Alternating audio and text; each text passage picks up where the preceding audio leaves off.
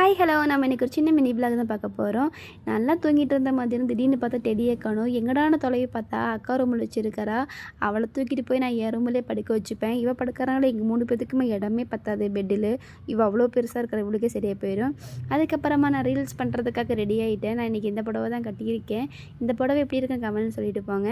இந்த புடவை வந்துட்டு நேற்றுக்கு அக்கா மீஷோவில் ஆர்டர் போட்டு வாங்கின புடவை. இதுக்கு இன்னும் ரிவ்யூ போட்டிருக்காங்களா என்னென்னு தெரியல. நான் இன்னும் செக் பண்ணலை. ஆனால் நிஜமாகவே இதுக்கு செமையாக இருக்குது. நல்லா கட்டுறதுக்கு ஈஸியாக இருக்குது. ஆனால் மேட்சிங்காக ப்ளவுஸ் தான் இல்லை. அதுக்கப்புறமா நான் இதுக்கு தகுந்த மாதிரி ஜுவல்ஸ் எல்லாம் போட்டுட்டேன். என்ன தான் அழகாக ரெடி ஆனாலும் நம்ம மண்டையை மட்டும் சரி பண்ணுறதுக்கு லேட் ஆகும். முடிய செட்டாக நிற்கவே நிற்காது. அது சீவி ஒரு வழி ஆயிடுவேன் நான். அதுக்கப்புறமா கஷ்டப்பட்டு ரீல்ஸ் எல்லாம் பண்ணி போட்டேன். ஒரே வேக்காடு. இந்த கொண்டே ஒன்று போட்டால் தான் எனக்கு நிம்மதியாக இருக்கும்.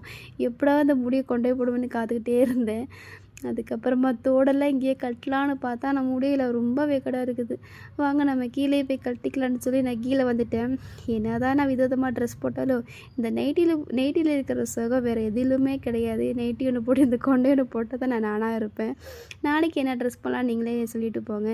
இந்த புடவையா ரெண்டு புடவையில் எந்த புடவைன்னு சொல்லிட்டு போங்க. இன்றைக்கி வீடியோ அவ்வளோதான். என்னால் இவ்வளோதான் எடுக்க முடிஞ்சது. Tata bye by. சப்ஸ்கிரைப் மட்டும் மறக்காமல் பண்ணிவிடுங்க.